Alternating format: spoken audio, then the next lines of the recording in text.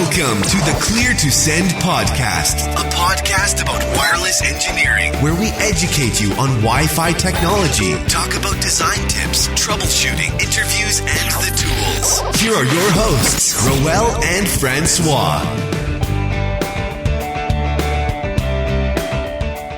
Hi everyone, and welcome back to a new episode of the Clear to Send podcast. So we're here today. I'm here with Roel. Hi Roel, how are you? Good. How's everyone doing today? How are you, Francois? I'm very good. And today is a very special episode. I think we'll be talking about disaster Wi-Fi and what happens after disaster and who goes on site and help all of those people. And to talk about that, we have two guests. We have the first guest is Ian Beyer. Hi Ian, how are you? I'm doing great, Francois. How about you? I'm very good. And the second guest we have is Jonathan Boyle. Hi, Jonathan. Hi, Francois. Thanks for having me. No problem. Thanks for joining us. It's a pleasure. We've been trying to schedule this episode for a while, so we are really happy to have you on board tonight. Ian, why don't you present yourself and just talk a little bit about what you do and how you get involved in this whole disaster, networking. Well, sure. By day, I'm a mild-mannered network engineer for a managed service provider in Indianapolis, and I work out of my basement in Kansas City, doing things like Wi-Fi engineering and network design and those sorts of things for customers. And over the last several years, I've kind of picked up this hobby of doing disaster work. It's something I stumbled into through Team Rubicon, which is a veteran-led group that does disaster recovery that's been doing it since the earthquake in Haiti. And in recent years, they've focused a lot on domestic operations, natural disasters, those sorts of things. And it's just one of those things that it's a whole lot of fun. You get to meet some really neat people. You get to help out other people. And it's kind of a high. It's fun. And through that, I've been able to apply my tech skills and put them to work and discovered groups like IT Disaster Resource Center and done some stuff with Disaster Tech Lab as well. All right. So the IT Disaster Resource Center is also known as the IT DRC, right? And Jonathan, you've been involved with the IT DRC as well, right? Why don't you present yourself as well? Sure. So I'm also a network engineer by day. I'm in the Kansas City area, work for a large healthcare IT provider, doing some of their cloud-related stuff and just a lot of work with maybe LAN-based stuff, firewalls, all that kind of thing. But I stumbled into IT Disaster Resource Center while I was on the East Coast. I was in Pittsburgh, Pennsylvania before I was in Kansas City. And I was looking around and I tried to link up with a few agencies, and they were disorganized and they weren't helping. They had the potential, but just they were not helping actively with different situations that were happening around the country. So I linked up with Joe Hillis. He's the ops director at IT DRC down in Dallas. And just from the second I really engaged with him, he was forthcoming and active. And got all the stuff set up for, getting my volunteer account like on board and everything like that. And really, it's just been pretty refreshing. I mean, he's an open book, and any question I've had, he's answered, and any ideas that I've had, he's also entertained. So I've been on a few deployments. There was a practice kind of see how ITDRC operates a couple years back that I went to, and then I was in the southwest Missouri floods, and then I was down in Houston during the following the first week of Harvey. Okay, that's really good. So, how we could do this episode? We could divide it, I guess, into sections. We can start by talking about, how the RTDRC is organized and how you guys work in terms of finding volunteers, in terms of organizing yourselves.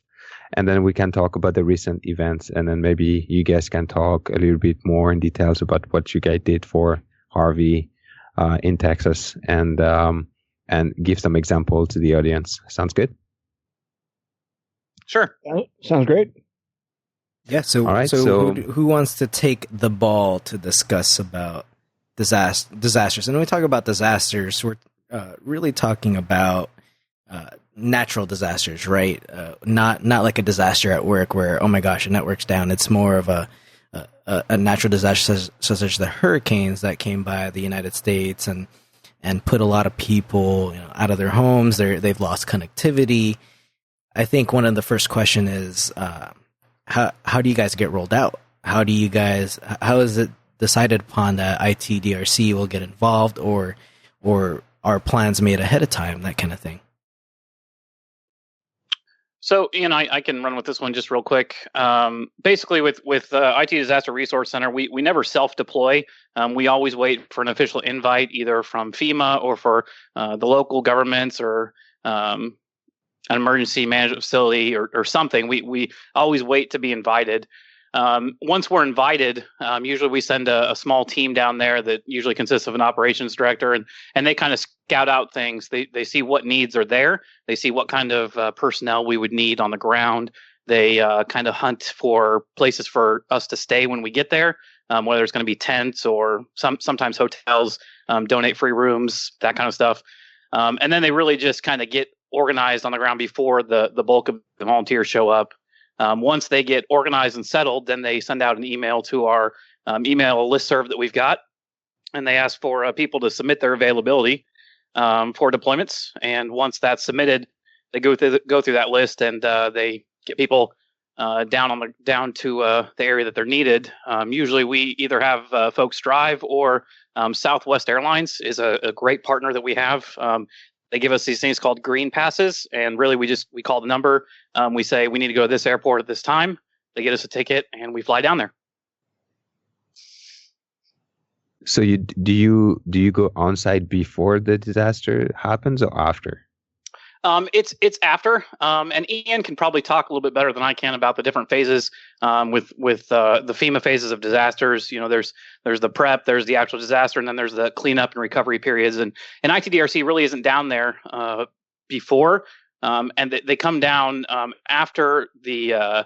So, like for example, in Houston, we didn't go down there when there were still people being evacuated and rescued by Texas Task Force 1 and different agencies that were down there actually doing the boat rescues and all that kind of stuff. We got down there maybe towards the end of that a little bit, but really that takes priority. So we need to make sure that human life is the focus before we head down there and work on getting communities reconnected. Okay, so that's what you guys work on. You work on getting everyone connected back together. Right. So the kind of the motto for ITDRC is we provide communities with the technical resources necessary to continue operations and begin recovery after disaster. So it's really we've connected things from emergency, like fire departments, to sheriff stations, to county courthouses, to schools. We had a project about a year ago in Deweyville, Texas, where we helped the entire high school get new computers, new wiring, new IT infrastructure for really everything. And after they had a flood back then.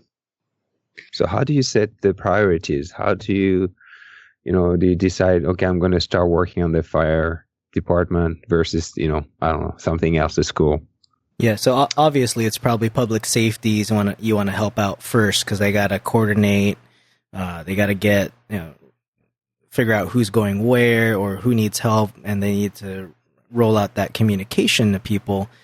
But yeah, how's that priority work out versus do you do wireless first, or do they tell you to focus on a specific technology that they want to put up? Well, I think there's a lot of it that goes into making sure that the agencies that are on the ground doing the response that are out there helping folks, that they have what they need from a communication standpoint, because that's where you can get the maximum effect for a given task.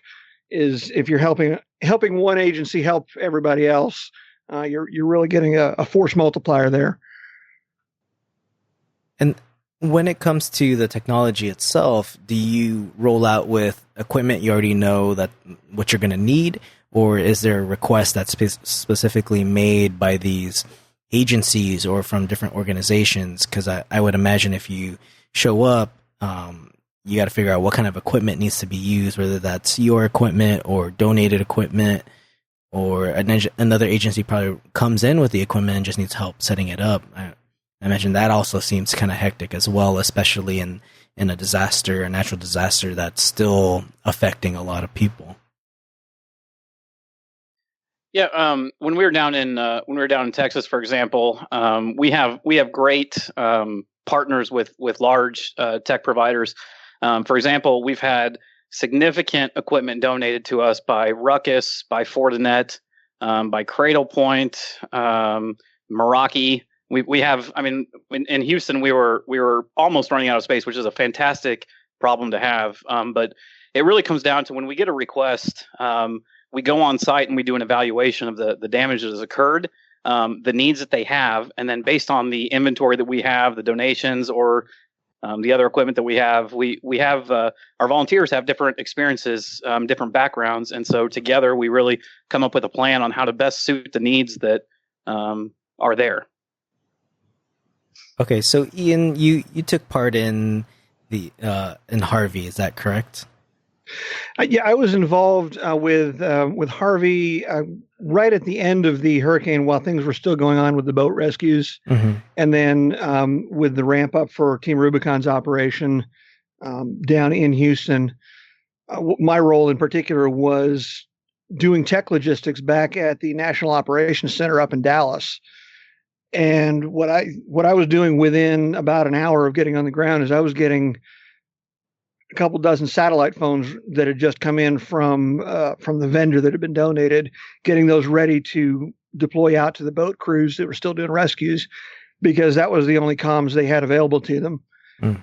And once we got those needs met, then we started looking at what was going to be needed for the operation, mm-hmm. because a lot of the preliminary planning that goes on for these operations, especially the large scale ones that Team Rubicon does, a lot of that planning happens at the NOC in Dallas, often before the event is even over. And so we're already looking at that going, okay, we're going to need this many teams here. They're going to need this amount of tech. Okay, what tech do we have? What can we deploy? What can we send where? And if we don't have it, where can we get it, and how quickly can we get it ready for them and down into their hands so that they can do their work? Yeah, because I would imagine it's difficult to move quickly because of the flooding, the rainfall that's still happening. I'm sure that was the biggest challenge that you faced at Harvey. Can you talk a little bit more to that, and how when you use the technology, how you protect even the equipment and keep operations still going? Well, I think there's an expected attrition rate to some of this equipment, just because it's going to get beat up. We just go into it assuming that's going to happen. We'll take measures to protect. We'll put protective cases on phones and put things in Pelican cases. And do some due diligence to make sure that it's not going to get completely trashed. But sometimes, it just happens. And, we lost one of those new satellite phones within the first couple of days because it got knocked overboard in one of the boats, and that was the end of it. But that's just expected. So there's a little bit higher attrition rate than you're probably used to in a corporate environment, just because it's out there in the field. And planning for those logistical challenges is just part of what goes on. Can you go a little bit into the planning, especially with Team Rubicon, and how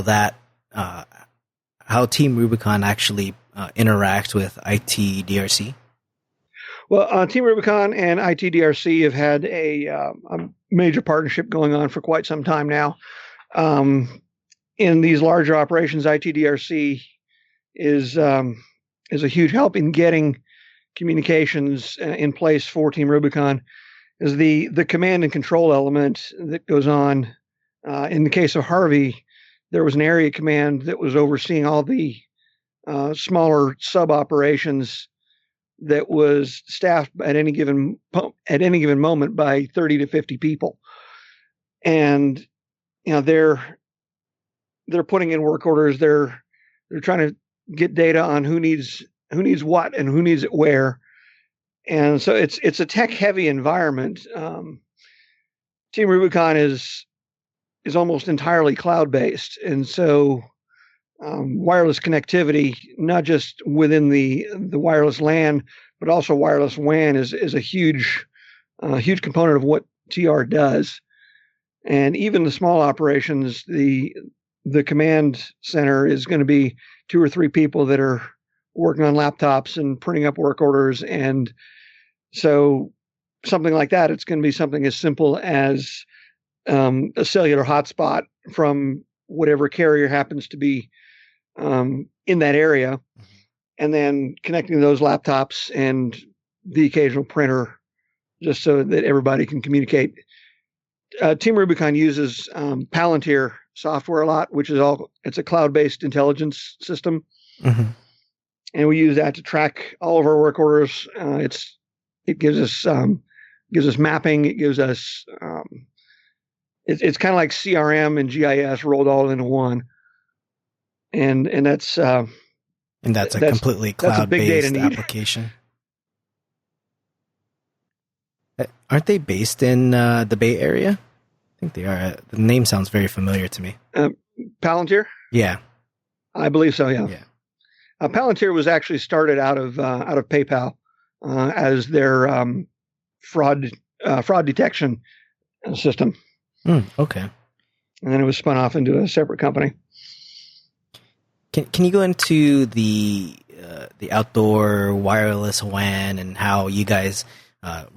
You said that's a big part of your operation, especially when you get out there in the field. What do you guys use to provide that connectivity for your own crew, your staff that's there on site, and also to put up communications for everyone else that needs it? In most cases, it's whatever we can get our hands on that works.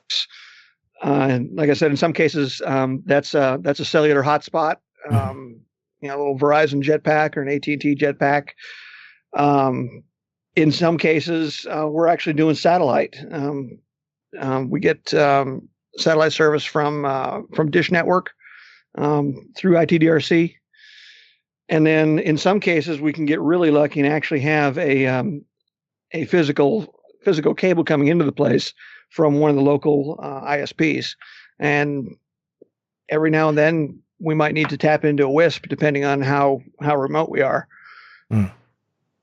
And what are some of those challenges you face technically when it comes to setting something up quickly and making sure it actually works for people? And I'm sure it's all about getting it up as fast as possible, and some connectivity is better than none, but I'm sure somebody's probably taking a look at that service as people are using it and making sure it is usable, because you did put the time in to stage up the equipment, plug it in, and tell people it's available.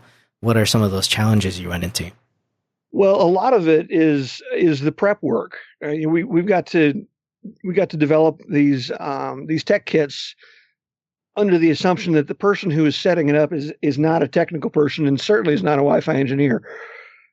So it has to be pretty much plug and play, and we have to think ahead of time. How do we get this so that anyone can set it up?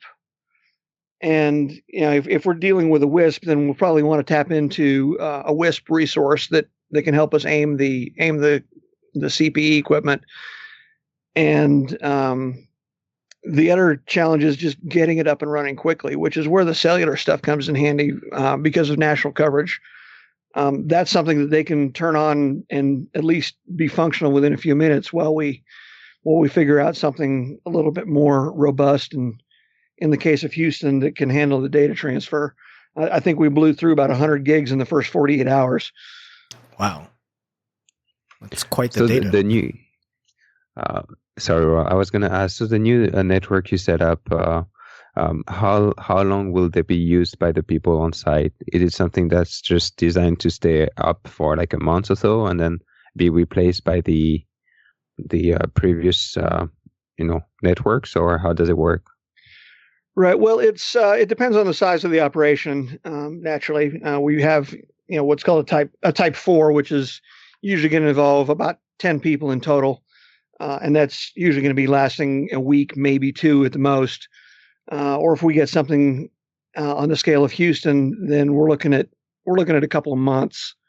And so getting temporary ISP contracts can be a challenge. A lot of ISPs want you to come in and sign a year-long contract, and then you explain to them, okay, well, we're only going to be here for a couple of months. What can you do for us? And so it's temporary. We try to be as self-contained as possible.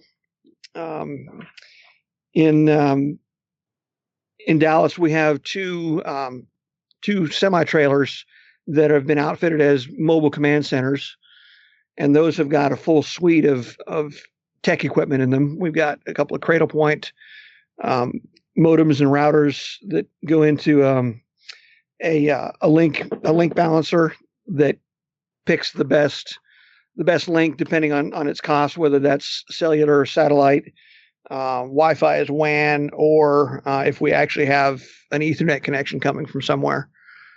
And so we got two of these trailers, and then that goes into a managed Meraki system that we can manage remotely, which makes it a little bit easier for the folks that are using it. And it's also consistent, so they know what to expect when they fire up in there. And so it's all temporary. We pack everything in, pack everything out. Okay, so when it's done, you pack everything out, and you have a warehouse somewhere where you pack the equipment for the next disaster. Right, and that's at the Knock in Dallas. Okay. And so we usually bring it in the next big disaster. We have more volunteers come in to get everything ready to go again. It's And so this year you had to deal with Harvey and then with Irma, right, at the same time. Yeah, Harvey and Irma, and then Maria, all back to back. So it was a huge logistical challenge to have that many operations of that scale going on all at once, either in the active stage or the planning stage. Yeah. And so at some point you get to the problems like, okay, we need more equipment. And one of the particularly interesting challenges we had during the week immediately after Harvey, when we were ramping this thing up, was that was Labor Day weekend, which makes things a whole lot more difficult to get from places like Amazon and anywhere else, because the folks that are doing the shipping are not operating those days.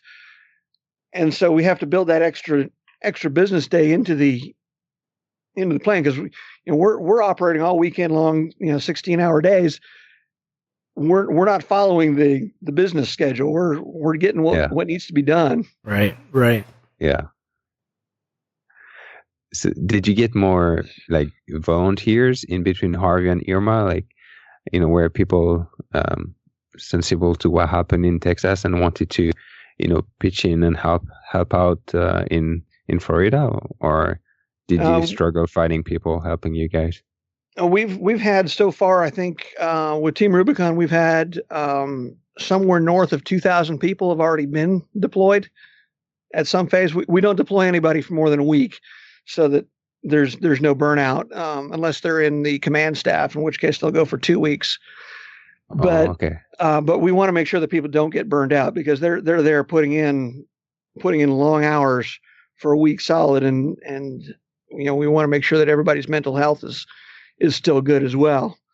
What kind of skill set do you guys look for? We rotate people in and out, and we've had, I think we had more volunteers sign up in the week following Harvey than we typically get in 6 months.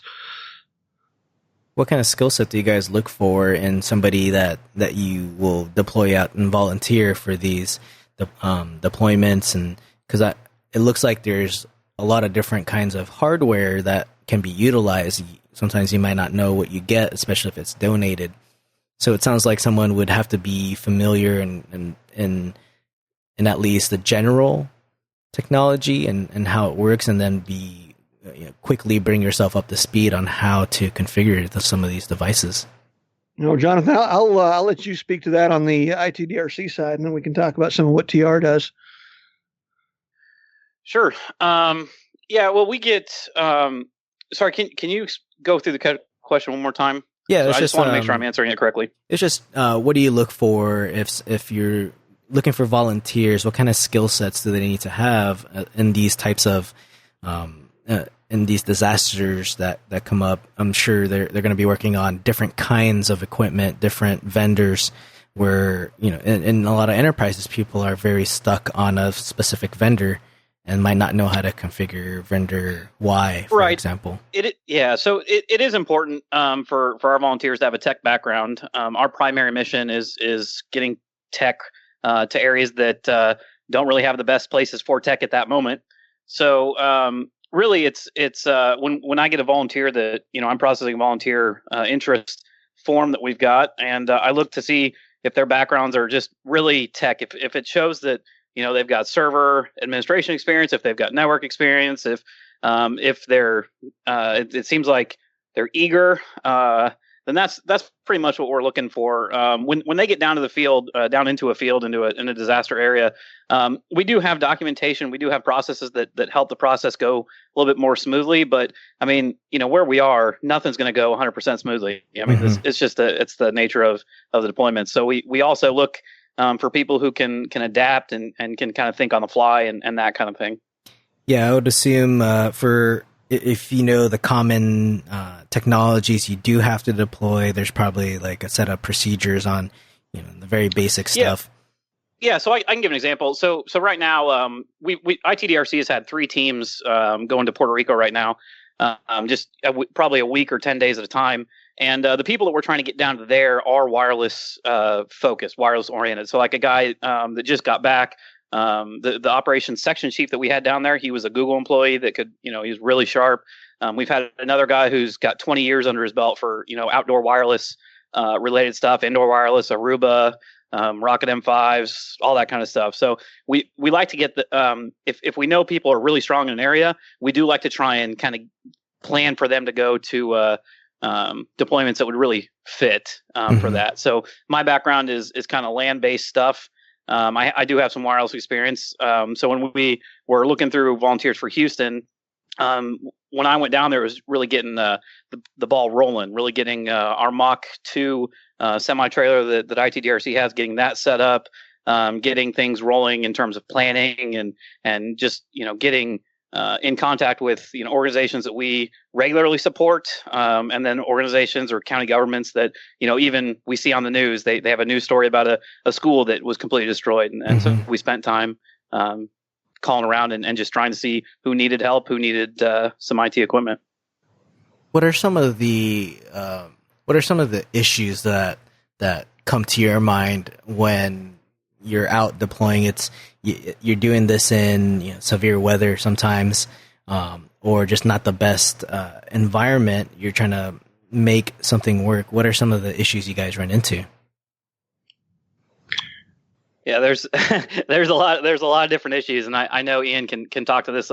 I'll maybe mention a few just that come to mind. In Puerto Rico, we're using HughesNet to get satellite right now to a lot of sites. We've got about 24 sites up and live right now throughout the entire island. HughesNet, they don't let SIP go through very well, so we had a lot of VoIP issues with our satellite stuff. So we've had to we had a lot of our SIP guys that were remote, that weren't deployed to Puerto Rico, that were helping, virtually. And we also had our guys down there that were helping. Also power in Puerto Rico is a pretty big issue. The grid isn't there right now. So we're trying to get batteries in there, trying to get solar power, all that kind of stuff. Well, that's interesting. So even with when there's no power, that was one of the questions I wanted to ask is, I'm sure not many people have deployed, say, like outdoor wireless using battery packs and a solar panel. Can either of you go into what's required to make that happen? So if you've got it working during the day, that's great because you've got the sun, but how do you know like how much battery you need for it to work overnight? Well, I think part of it is having a good feel for what the actual consumption of your radio devices are. Not just what the spec says is going to be your max consumption, but if you got something that says it's 15 watts, but you actually stick it on a meter and you realize that under normal operation it's only drawing 3 or 4. You got to size your batteries accordingly, and there are actually some manufacturers out there that design solar UPS systems for this very purpose. Because not only can you not count on the sun 24 hours a day, but you can't even count on it during the daytime in some places because of weather. Mm-hmm. And so you got to factor into your battery pack enough runtime that you can go a little bit longer, assuming that it's not going to get fully charged up during the next daylight cycle. Mm. Also generators. Yeah. Yeah, can't rule those out. Well, one of the things I encountered when I was down in Ecuador last year, right after the earthquake, was that most of the cell towers were up. You had 3 or 4 bars from most of the cell towers, but you couldn't get any further. The cell towers were all running on generator power, had lots of fuel, but the fiber that was feeding them was trashed everywhere. And so cellular connectivity down there was extremely challenging. And, if you look, oh yeah, I got 3 bars. Yeah. Okay. You got 3 bars. You might be able to get a packet through every now and then, but,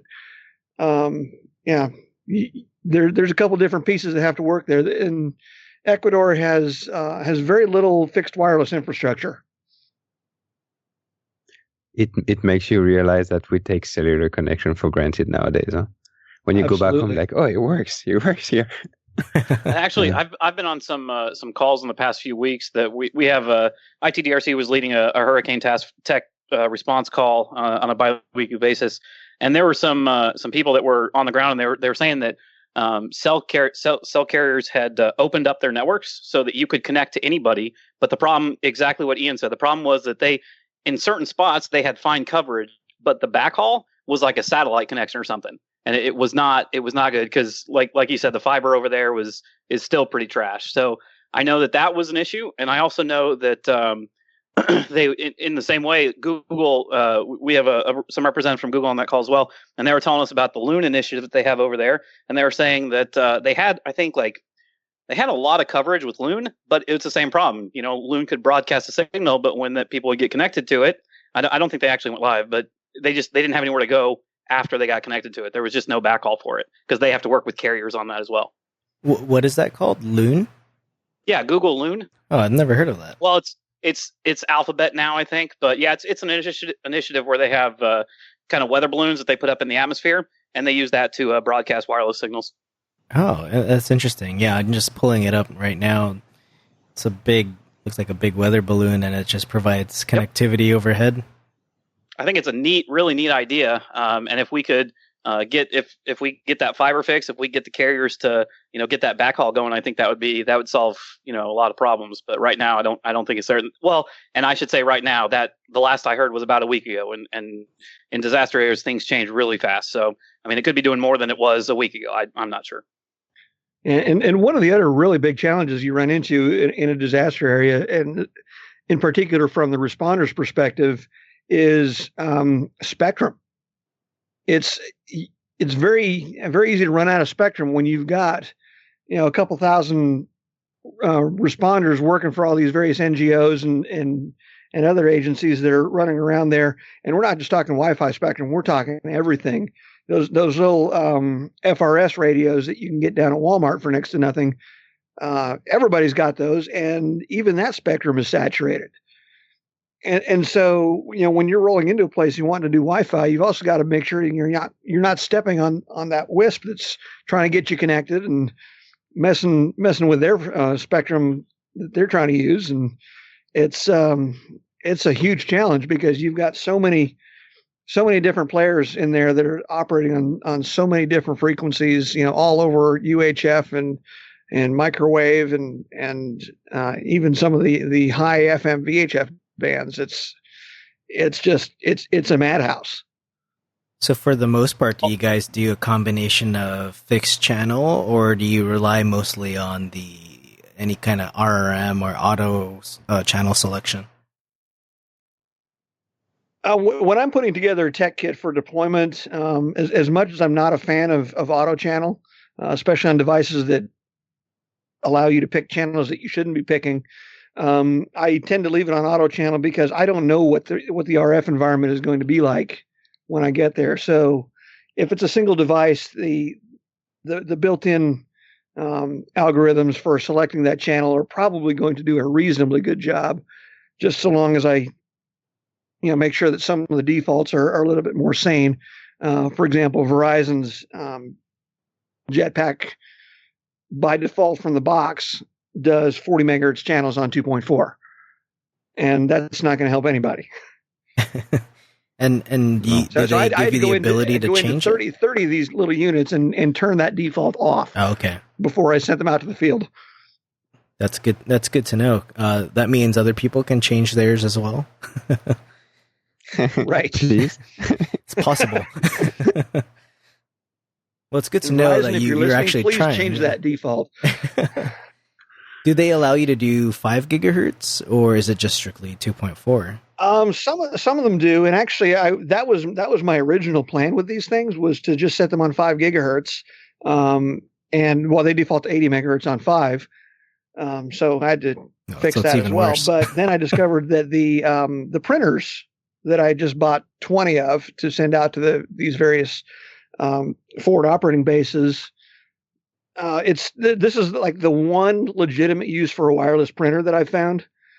And wouldn't you know it, the printer manufacturer went with a 2.4 only chip in those things. So I actually had to set these things to do both bands. And then I did the client balancing, so it would only allow 1 or 2 clients on 2.4 and everybody else on 5. Okay. And we also have to make sure the laptops we're sending out can do 5 gig as well.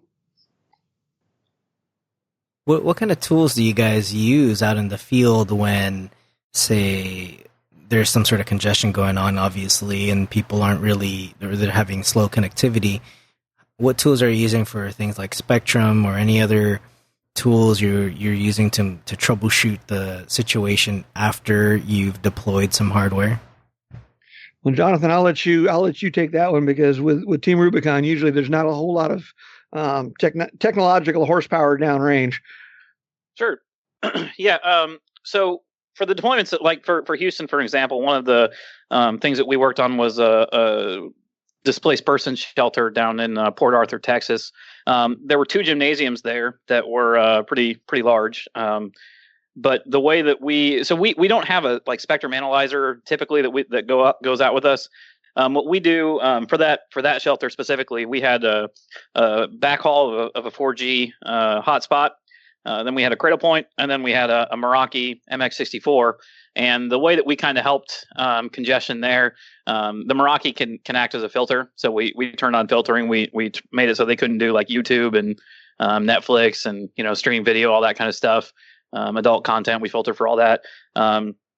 But then that pretty much is what we can do in terms of keeping usage down. And then we can monitor that, and if we see other things that are falling through the cracks, we can change that in real time.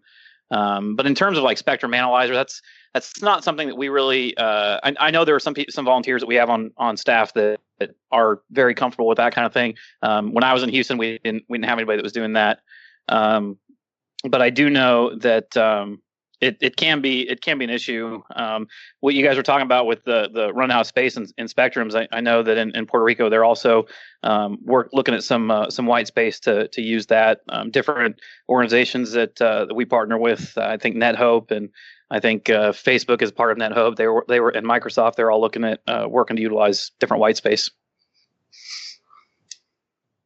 Yeah, so I can see you guys just utilizing the features that are built into some of this hardware. Like you said, the Meraki, it can also see what the spectrum's like and help determine what channel you need to be on, and especially when you can filter out what kind of content people can use. That helps alleviate the very little pipe that you have to begin with, yep. Which is a 4G hotspot, and that.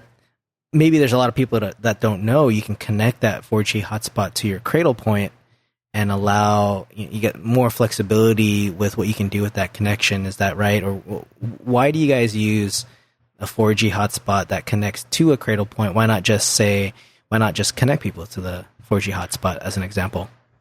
Well, in Team Rubicon's mobile command trailers, we actually have cradle point LTE advanced modems. And those are then feeding Ethernet into the Peplink units that do the connection balancing. But for the field kits, small and portable is the order of the day, and it's also what's readily available. Mm-hmm. The consumer level hotspots will usually fulfill the need that we have for those, which is to support 4 or 5, or sometimes even as many as 10 clients on that little hotspot within the fob that does the planning for that area. And so they're easy to use. So yeah, user friendliness is a big factor. But yeah, in the trailers, yeah, we have the dedicated cellular modems within the cradle point units, and then an actual managed Meraki router and access points. And having those remote tools within the Meraki system is also very helpful because we may not always have a technical person downrange to do stuff on site, and being able to look at it remotely is really helpful.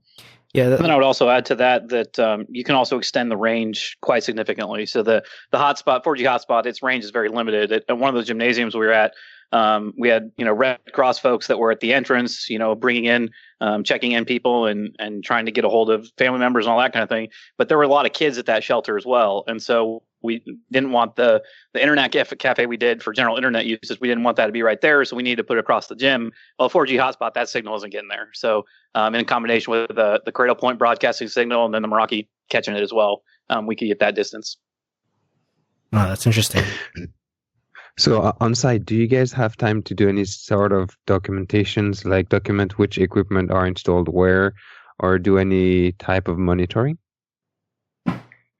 We have some capability, and we try to track the kits themselves, at least to know roughly where the kit is. We do have some remote control software on the laptop, so that if there's a technical support need, that the folks in the IT department back at headquarters can remotely log in and help walk someone through something, and that could give us the capability of installing some Wi-Fi tools like Insider if we needed to do some remote tweaking like that.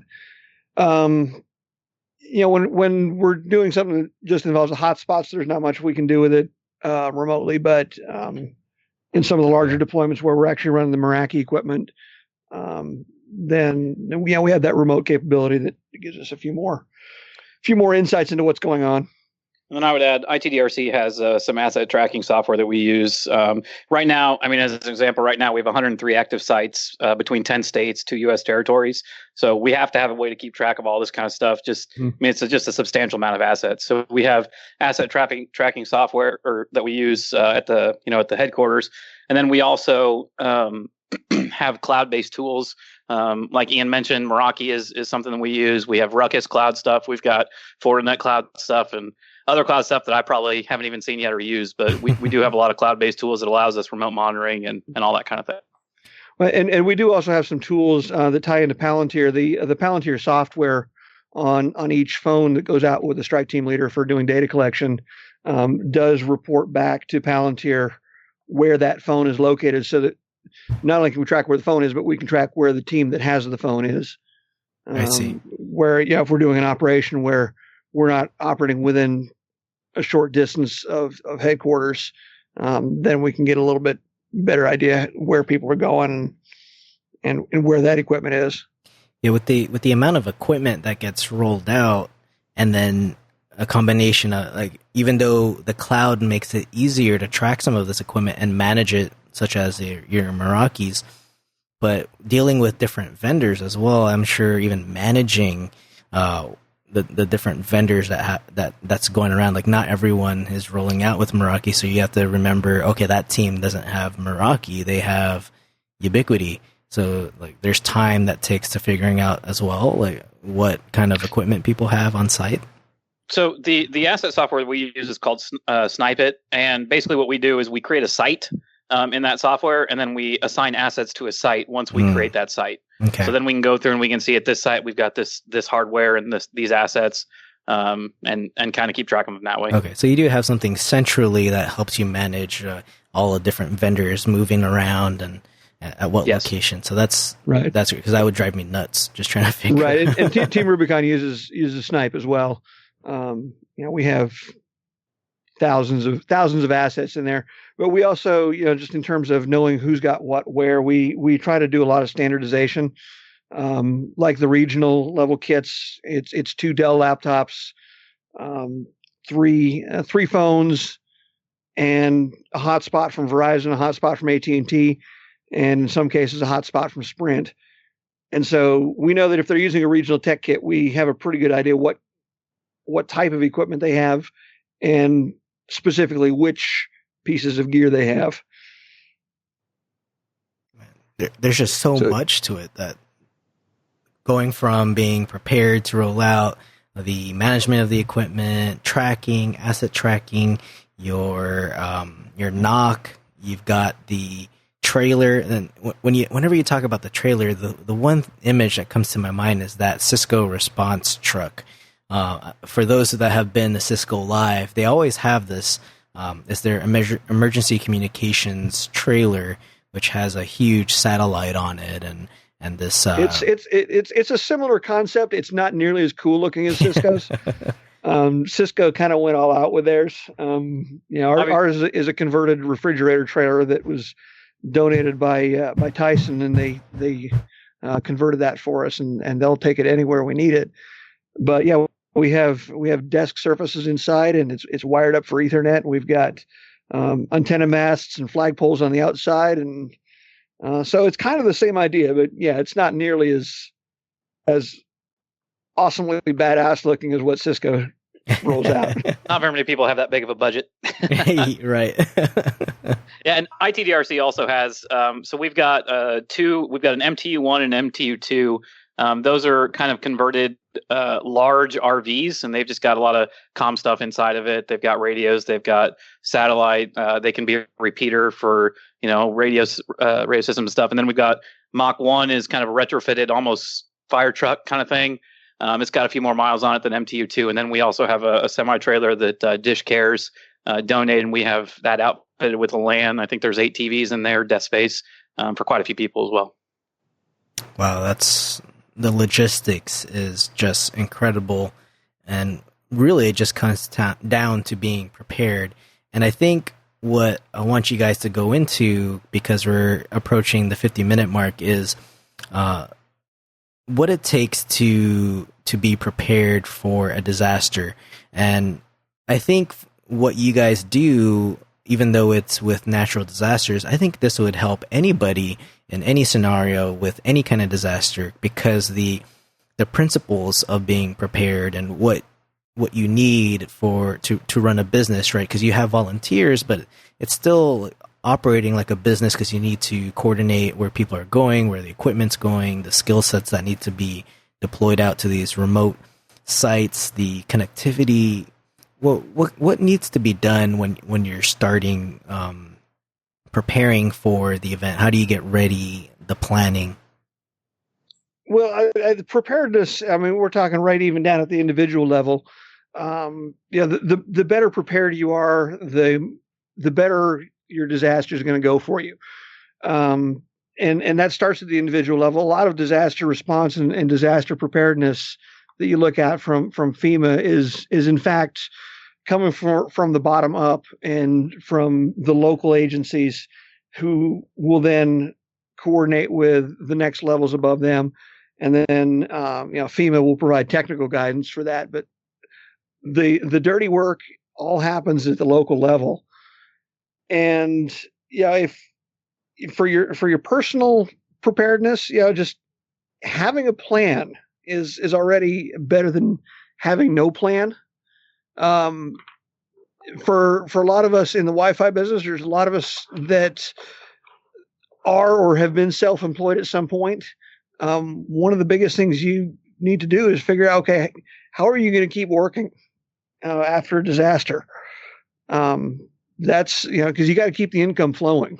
Mm-hmm. And if you operate a business, there's the extra step of how are you going to keep the income flowing so that you can keep paying people?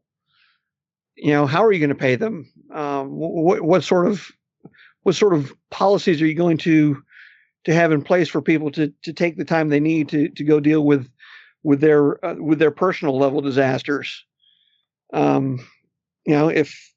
If you're in a disaster-prone area, Jonathan and I are in Kansas.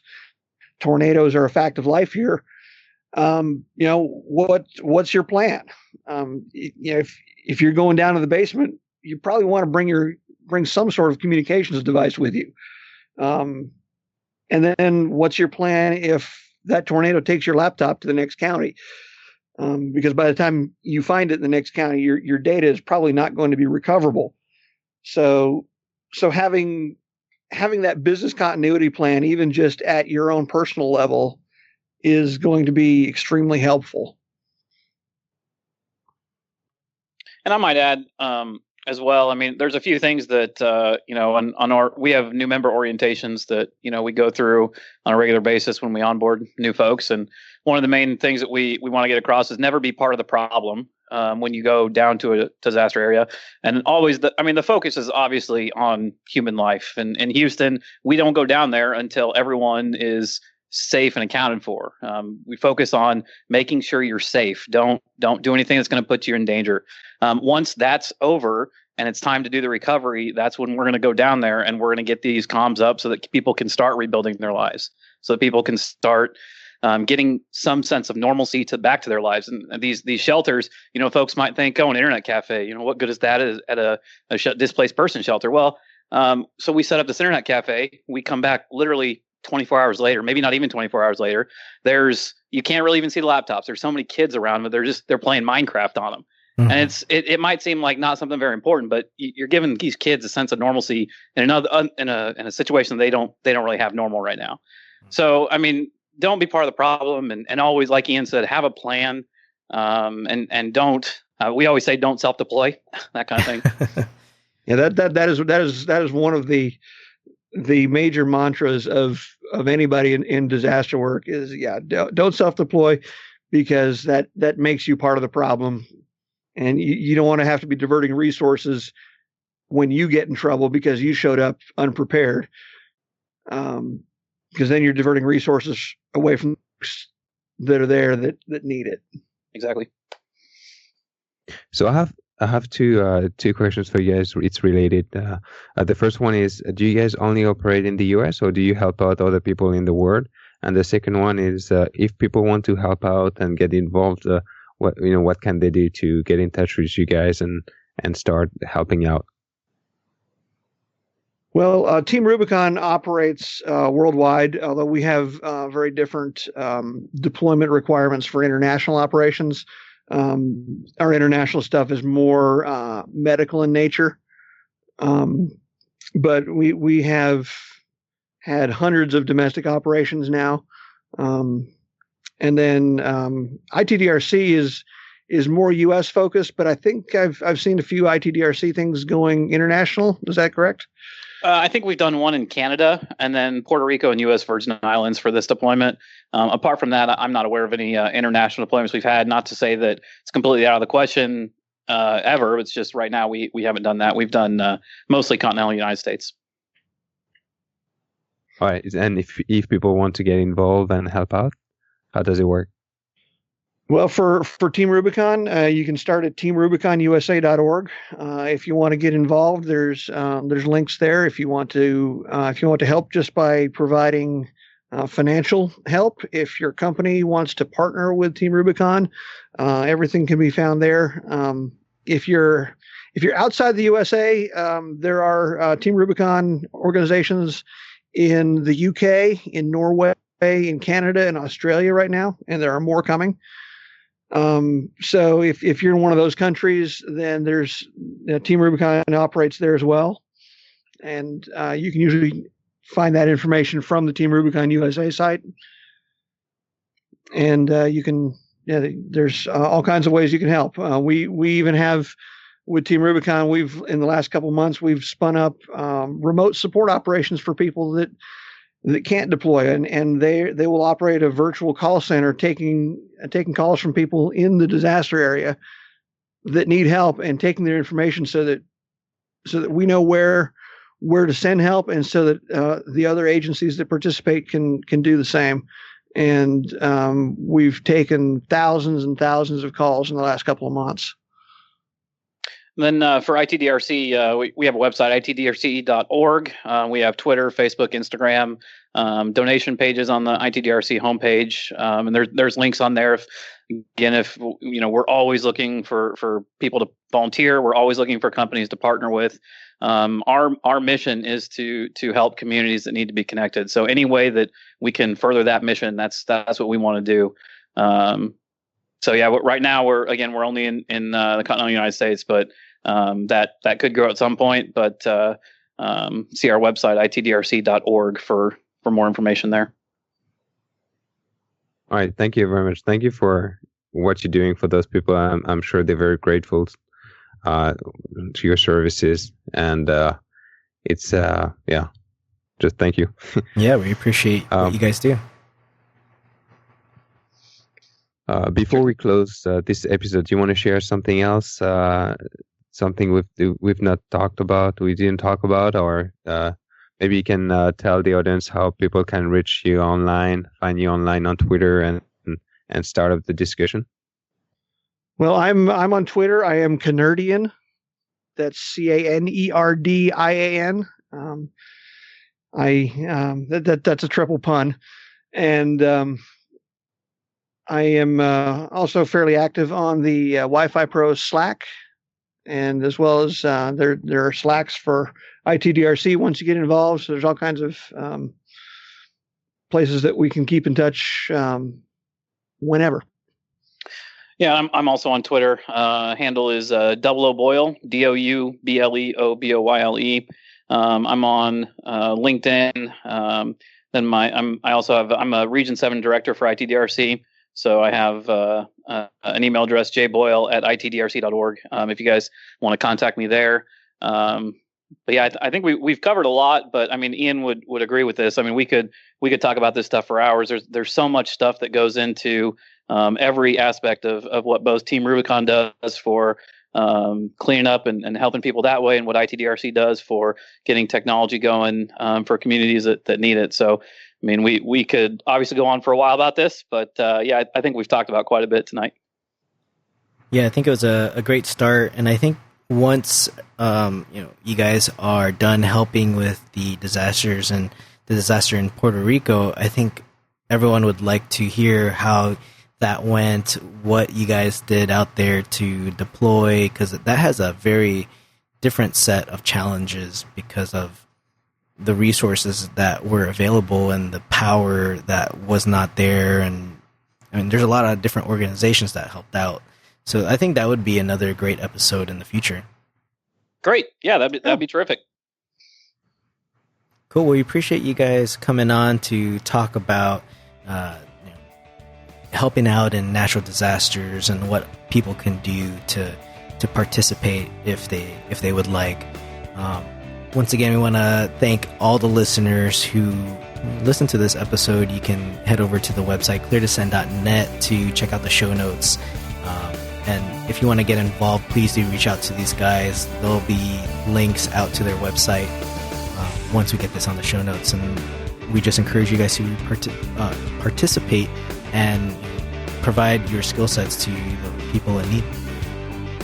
Well, thanks for having us. Thanks very much. Thank you. And we'll see everybody on the next episode. Thanks, guys.